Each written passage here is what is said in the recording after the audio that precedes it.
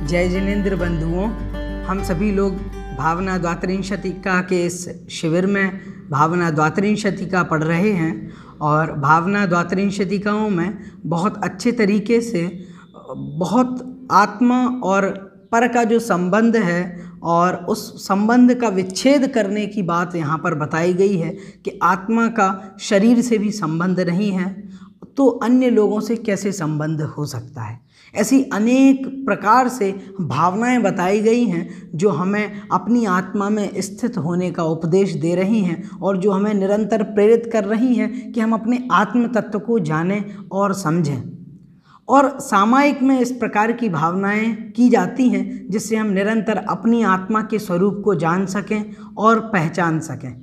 आइए हम थोड़ा सा और आगे बढ़ते हैं और उसके बाद आगे हमें किस प्रकार से निर्वृत्ति की प्राप्ति करनी चाहिए, किस प्रकार से हम निर्वृत्ति कर सकते हैं, जो योग हैं, अनेक प्रकार के जो बाह्य परिग्रह हैं, इनको कैसे रोक सकते हैं, उनके बारे में और अच्छे तरीके से बताया गया है। आइए हम अगले पद्य को पढ़ते हैं, 28वें छंद को। सर्वप्रथम इसका उच्चारण करेंगे, उसके बाद फिर अर्थ और भावार्थ को जानेंगे।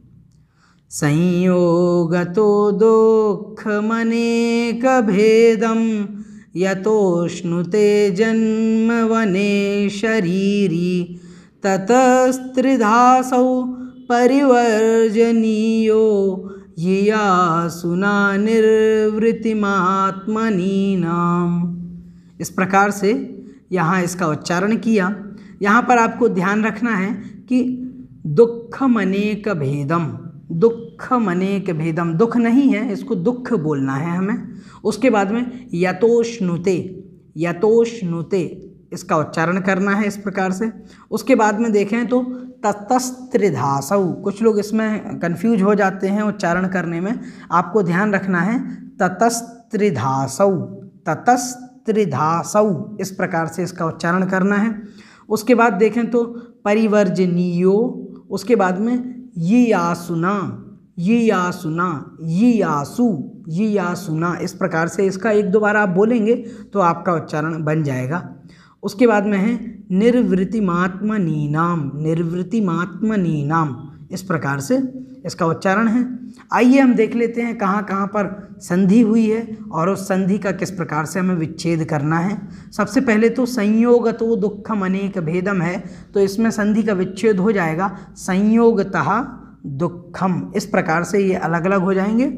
उसके बाद देखें दुःखम अनेक भेदम, तो दुःखम अनेक भेदम इस प्रकार से इसमें विच्छेद होगा। उसके बाद देखें यतोष्णुते, तो यतोष्णुते जो है यतः अश्नुते इस प्रकार से इसमें विच्छेद होगा। उसके बाद देखें तो ततस्त्रिधासौ, यहाँ पर भी संधि का विच्छेद करेंगे, ततः त्रिधा असौ, ततः त्रिधा असौ इस प्रकार से संधि विच्छेद हो जाएगा।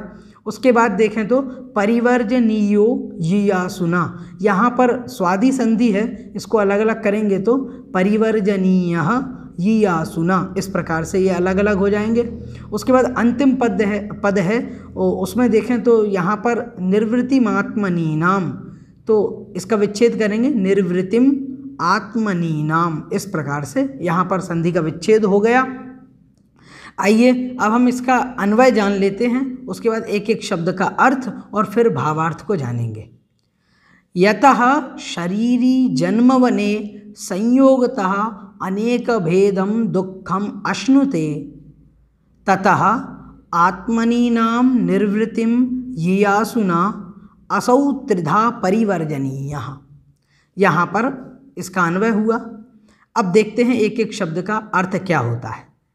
यतः, यतः मतलब होता है क्योंकि, किस वजह से, यतः मतलब क्योंकि, शरीरी अर्थात जो शरीरी है, शरीर को धारण करने वाला है, जो प्राणी है वह प्राणी जन्म वने, जन्म रूपी जंगल में, जन्म मतलब होता है जन्म से तात्पर्य लेना है जन्म की संतति जहाँ पर प्रवर्तमान है ऐसा जंगल। तो जन्म की संतति कहाँ चल रही है, जन्म मरण की संतति इस संसार में चल रही है। तो इस संसार रूपी वन में, संसार रूपी जंगल में संयोगतः, संयोग के कारण से, संयोग के कारण से अनेक भेदम, अनेक प्रकार के, भेद मतलब अनेक प्रकार वाले दुखम दुख को अश्नुते अर्थात प्राप्त करता है। ततः इस कारण से, इसलिए आत्मनि नाम निर्वृतिम, आत्मनि नाम मतलब आत्मा की अथवा अपनी, निर्वृतिम निर्वृत्ति को अथवा मुक्ति को, यीयासु मतलब होता है जो प्राप्त करना चाहता है, प्राप्त करने की इच्छा वाला। जैसे जानने की इच्छा वाले को हम बोलते हैं जिज्ञासु, तो उसी प्रकार यहाँ पर जो प्राप्त करने की इच्छा वाला है उसको कहेंगे यीयासु। तो यीयासुना, ऐसे यीयासु के द्वारा जो प्राप्त करने की इच्छा रखता है, किसको प्राप्त करने की, तो पहले निर्वृत्ति पद दिया है, तो जो मुक्ति को प्राप्त करने की इच्छा वाला है, ऐसे पुरुष के द्वारा, ऐसे व्यक्ति के द्वारा, असौ मतलब वह कौन, तो पहले हमने पहले वाले जो पहली कक्षा में पढ़ा था पिछले पद्य में कि वहाँ पर बाह्य जो संयोग हैं, बाह्य परिग्रह हैं, शरीर हो गया अथवा शरीर से अलावा जो अन्य चीज़ें हैं जैसे पुत्र मित्र और घर मकान परिग्रह, ये सारी चीज़ें जो हैं वो सब कुछ कैसी हैं, बाह्य वस्तुएं हैं। इन बाह्य वस्तुओं को त्रिधा मतलब तीन प्रकार से मतलब मन वचन और काय, इन तीनों योगों से परिवर्जनीय अर्थात त्याग कर दे, अर्थात उसको त्याग कर देना चाहिए। परिवर्जनीय मतलब छोड़ देना चाहिए। इस प्रकार से एक एक शब्द का अर्थ हुआ। आइए हम देख लेते हैं इसका संपूर्ण अर्थ क्या बनता है।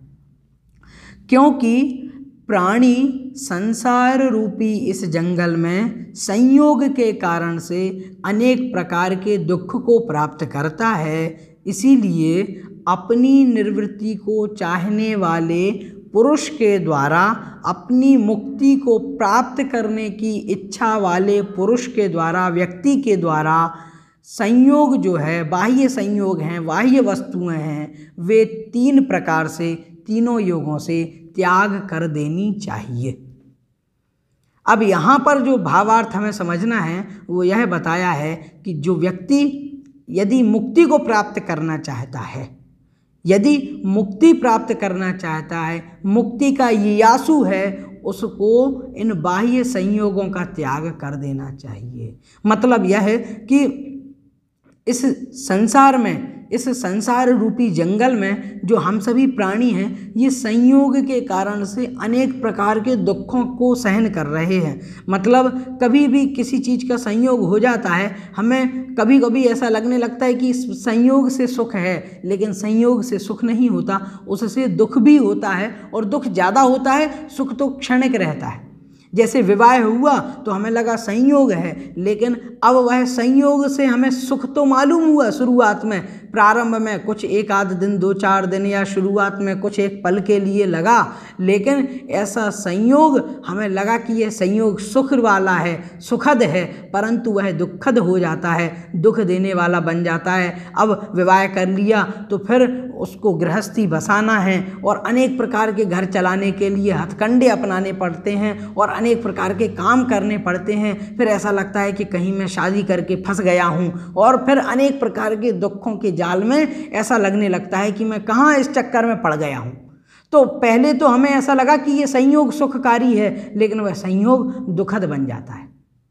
तो यहाँ पर यह कहा है कि यह जीव संयोग के कारण से अनेक प्रकार के दुखों को सहन करता है। मतलब इस संसार में संयोग की वजह से कभी बुरी चीज़ों का संयोग मिला तो दुख होना ही होना है। जैसे अभी कोरोना चल रहा है तो कोरोना वायरस के संयोग से हमें क्या है, दुख हो रहा है।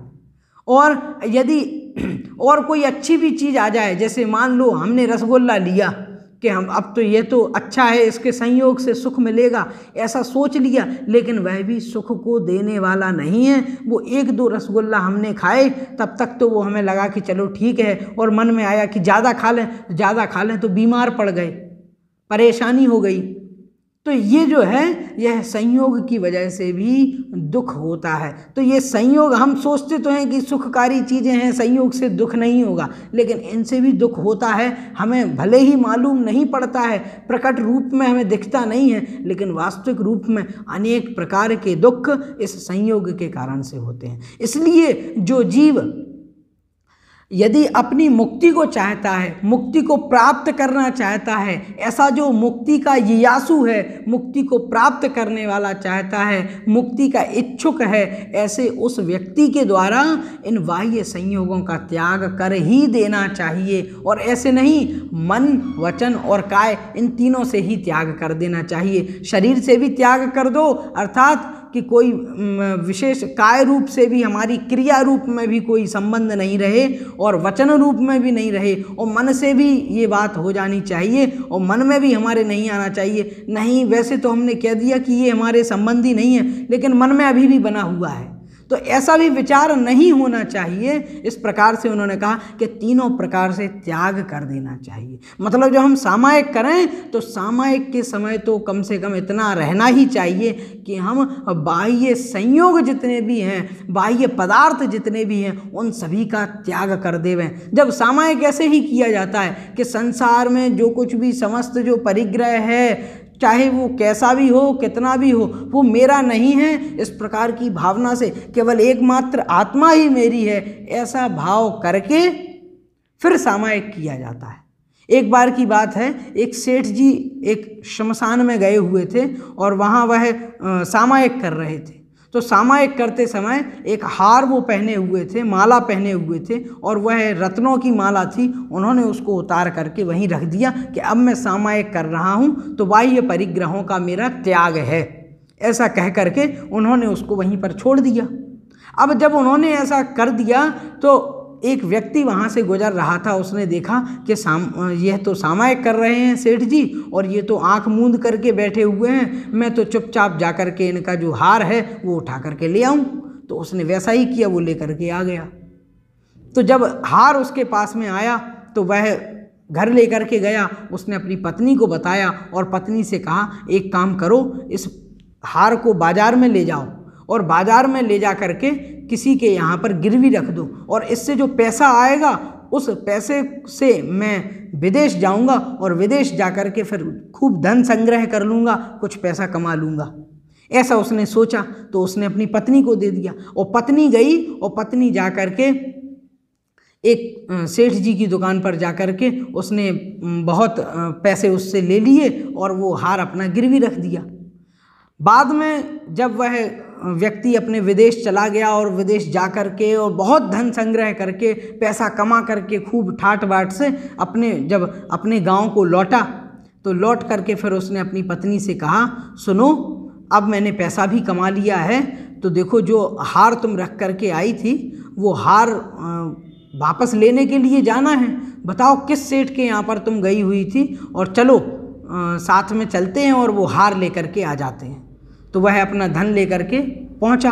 तो जब वह पहुंचा और जिस दुकान पर उस पत्नी ने बताया कि मैं तो यहाँ पर लेकर के गई हुई थी, और वहाँ पर जब वह गया तो उस समय उसने देखा कि जिस दुकान पर, जिस सेठ जी की दुकान पर वह हार लेने के लिए आया था, जो पहले गिरवी रखा हुआ था, देखा तो वो वही सेठ जी थे जिनका हार उसने चुराया था, जिनका हार जब वह सामायिक में बैठे हुए थे तब जिनका हार उसने उठा लिया था, उन्हीं सेठ जी से अब वह दोबारा वो हार मांगने के लिए आया। जैसे ही उसने सेठ जी को देखा, अब वह लज्जा के मारे पानी पानी हो गया, उसकी आंखों से आंसू गिरने लगे। उसको अंदर ही अंदर बहुत शर्म हुई, महसूस हुई कि भाई मैं तो ये बहुत गलत काम किया, और देखो मैं कितना निर्लज्ज हूँ, इन्हीं का हार इन्हीं से फिर से मांगने के लिए आ गया हूँ।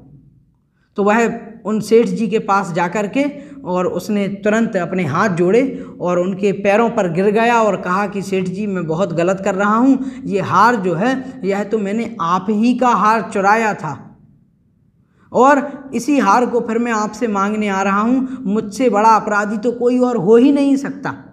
जब उसने ऐसा कहा तो सेठ जी ने उससे कहा, नहीं नहीं, अब ये हार मेरा नहीं है, क्योंकि जब मैं सामायिक करने के लिए बैठा था तब उस समय मैंने इस हार को उतार करके रख दिया था कि मैं इसका त्याग करता हूँ। ऐसी भावना से मैंने उसको छोड़ दिया था, और जब मैंने उसका त्याग कर दिया तो फिर ये मेरा रहा नहीं, और जब मेरा रहा नहीं तो मेरा इस पर अधिकार कैसे है, इसलिए मेरा अधिकार नहीं है, तुम चिंता मत करो, ये मेरा नहीं है। और ऐसा कह करके उन्होंने वह हार उसी को दे दिया। तो इससे पता चलता है कि सामायिक इस भावना से किया जाता है, इस प्रकार से सामायिक होता है। इसमें हमने इस पद्य में बहुत अच्छे तरीके से समझ लिया कि बाह्य जो वस्तुएं हैं उनका हमें त्याग करना है। आइए अब हम अगले पद की ओर चलते हैं, अगले पद्य को पढ़ते हैं और फिर उसमें जानेंगे किस प्रकार की भावना उसमें भाई गई है। आइए सर्वप्रथम उच्चारण करते हैं। सर्वं निराकृत्य विकल्पजालं संसार कांतार निपात हेतुं विविक्तमात्मानमवेक्षमाणो निलीयसे त्वं परमात्म तत्वे। इस प्रकार से इसका उच्चारण हमने किया। आइए हम देख लेते हैं कहाँ कहाँ हमें कठिनाई हो सकती है। तो सबसे पहले तो विविक्तमात्मान मवेक्षमाणो, यह समस्त पद है, इसलिए आपको थोड़ा सा इसमें ध्यान रखना है। विविक्तमात्मान मवेक्षमाणो, इस प्रकार से इसका उच्चारण करना है और अन्यत्र कहीं पर भी कठिनाई नहीं है, आप आराम से इसका उच्चारण कर पाएंगे। आइए इसमें संधि देख लेते हैं, कहाँ कहाँ पर संधि का विच्छेद होना है। तो सबसे पहले तो देखें विविक्तमात्मान मवेक्षमाणो, विविक्तम आत्मानम अवेक्षमाणः, इस प्रकार से ये अलग अलग हो जाएंगे और इसका संधि विच्छेद हो जाएगा विविक्तम आत्मानम अवेक्षमाणः, और बाकी कहीं पर भी संधि नहीं है इसलिए उसका विच्छेद भी नहीं करना है। आइए हम सीधे अन्वय को जानते हैं और अन्वय से फिर अर्थ में प्रवृत्ति करेंगे। संसार कांतार निपात हेतुम सर्वं विकल्पजालं निराकृत्य विविक्तम आत्मानम अवेक्षमाणः त्वं परमात्म तत्वे निलीयसे। यहाँ पर अब अर्थ को जान लेते हैं। संसार कांतार निपात हेतुम, संसार रूपी जो कांतार मतलब जंगल है, उस जंगल में निपात हेतुम अर्थात उस जंगल में पतन का जो कारण है, निपात मतलब पतन, निपतनम, इस प्रकार से यह शब्द बनेगा। तो निपात हेतुम अर्थात जो पतन का हेतु है, कौन है पतन का हेतु? तो कहा सर्वम विकल्प जालम, सभी प्रकार का जो विकल्प का जाल है, विकल्पों का समूह है, उन विकल्पों के समूह को निराकृत्य दूर करके, हटा करके, विविक्तम जो विविक्त है, पृथक है, अकेला है, एकमात्र है, ऐसे आत्मानम आत्मा को अवेक्षमाण, अवेक्षमाण मतलब देख करके, देखते हुए, त्वम मतलब तुम, परमात्म तत्वे निलीयसे, यहाँ पर हम अपनी आत्मा को किस प्रकार की भावना भा रहे हैं और आत्मा को संबोधित कर रहे हैं कि हे आत्मन, अब तुम परमात्म तत्व में लीन हो जाओ। संसार रूपी जंगल में पतन के जो कारणभूत सभी प्रकार के विकल्पों का जाल है, विकल्पों का समूह है, उसको हटा करके जो एकमात्र अकेला आत्मा है, उस एकमात्र अकेली आत्मा को देखते हुए तुम परमात्म तत्व में लीन हो जाओ। यहाँ पर उपदेश दिया गया है परमात्म तत्व में लीन होने का। यहाँ पर कहा है कि संसार रूपी जो जंगल है, उस जंगल में पतन का कारणभूत हैं ये सभी प्रकार के विकल्प जाल। बहुत प्रकार के विकल्प हमारे मन में जो चल रहे हैं, नहीं अभी तो ऐसा करना है, फिर सामायिक के बाद उठ करके 3 बजे से फिर ये काम करेंगे, दोपहर में ये करना है, शाम को वह करना है, अभी वो करना है। तो इस प्रकार के विकल्पों का जो जाल बना हुआ है, मन के विकल्प हैं। इसी प्रकार काया के विकल्प हैं कि शरीर में अभी तो बड़ी समस्या है, मैं सामायिक में चित्त भी नहीं लग पा रहा है मेरा, क्योंकि मैं यहाँ पर खुजली होने लगती है, कभी परेशानी आ जाती है, कभी बैठता हूँ तो कमर में दर्द होने लगता है। तो काया के विकल्प और वाचनिक विकल्प भी क्या, कभी कभी मुंह से कुछ आवाज़ें निकल जाती हैं, कुछ मतलब इस प्रकार के जो विकल्प हमारे बने हुए हैं, इन सभी प्रकार के जो विकल्प हैं, ये विकल्प संसार रूपी जंगल में पतन के कारणभूत हैं, अर्थात पतन के कारण हैं ये। इसलिए इन विकल्पों को दूर करना चाहिए। इसलिए कहा गया है कि सामायिक कभी ऐसे नहीं करो कि भीड़ भाड़ में बैठ गए और लोग बाग कहीं कुछ कह रहा है, कभी कोई कुछ कह रहा है, इससे हमारे मन में विकल्प आ जाएगा, वचनों में विकल्प आ जाएगा, काय में विकल्प आ जाए। कई बार ऐसा होता है लोग बाग सामायिक करते करते कुछ और काम भी करने लग जाते हैं। नहीं, ऐसा नहीं है। सामायिक करते समय अन्य कार्यों में चित्त नहीं लगाना चाहिए। और ऐसा भी नहीं कुछ और बोल दिया, कभी कोई आ गया तो हमने उससे कुछ इशारे से कुछ ऐसा कह दिया, तो ये दोष लग जाते हैं। अर्थात हमारा सामायिक फिर सामायिक नहीं रह जाता, मन में विचार वैसे नहीं बन पाते, जिस प्रकार की विशुद्धि बननी चाहिए वैसी विशुद्धि नहीं बन पाती। अर्थात मन को लगाना चाहिए, स्थिर करना चाहिए और एकांत में करें। कई बार ऐसा होता है कि आपने देखा होगा मुनिराज जब सामायिक करते हैं तो बिल्कुल एकांत में करते हैं, और जब कभी वह लोग भी हैं, कोई दिख भी रहा है, विकल्प भी आ रहे हैं, तब वो क्या करेंगे, उल्टी तरफ मुंह कर लेंगे अपना, मतलब दीवार की तरफ मुंह करके बैठ जाएंगे और फिर अपना सामायिक करेंगे। इससे होगा क्या, इससे स्थिरता बनी रहेगी। हमें भी ऐसा ही करना चाहिए, स्थिरता बनी रहे इस प्रकार का प्रयास करना चाहिए। और जब यदि विचारों में स्थिरता बनी रहेगी तब जा कर के तो हमारा ध्यान अपनी आत्मा तक पहुंचेगा। और यदि स्थिरता नहीं रहेगी तो कभी यहाँ, कभी वहाँ, कभी ऐसा, कभी वैसा, कभी इधर उधर, सभी प्रकार के विकल्प आएंगे और ये विकल्प हमारे संसार रूपी वन में, इस जंगल में पतन के कारणभूत हैं, गिरने के कारण हैं। हमें गिरना नहीं है, हमें उठना है, इसलिए यहाँ पर हम सामायिक कर रहे हैं। तो उसी प्रकार के विचार बताए हैं कि विकल्पों के समूह को, विकल्पों के जाल को छोड़ दो, दूर कर दो, इनको निराकृत्य मतलब इनका निराकरण कर दो, इनको हटा करके, और विविक्त जो एकमात्र विविक्त है, पृथक है, अलग है, ऐसी एकमात्र अकेली एकाकी आत्मानम, आत्मा को देखते हुए, अब हमें देखना कहाँ है, तो कहा आत्मा को देखते हुए, हे आत्मन तुम परमात्म तत्वे निलीयसे, अब तुम परमात्म तत्व में लीन हो जाओ। अर्थात अपनी आत्मा की परम दशा को देखने का प्रयास करो अब वास्तविक रूप में यह आत्मा ही मेरा साथी है, यह आत्मा ही सब कुछ है। अब अन्यत्र संसार मेरा कुछ भी नहीं है और संसार के विकल्प भी मेरे कुछ भी नहीं है। इस प्रकार का विचार करते हुए परम विशुद्धिमय अवस्था में सामायिक करना चाहिए। इस प्रकार के विचार, इस प्रकार की भावनाएं इस 29वें पद्य में हमको बताई हैं और बहुत अच्छे तरीके से आचार्य अमित गति स्वामी महाराज ने बताया है किस प्रकार से अपनी आत्मा में लीन होना चाहिए और बाह्य वस्तुओं का, विकल्पों का, परिग्रहों का त्याग कर देना चाहिए। आज की इस कक्षा में इतना ही, मिलेंगे अगली कक्षा में, तब तक के लिए जय जिनेंद्र।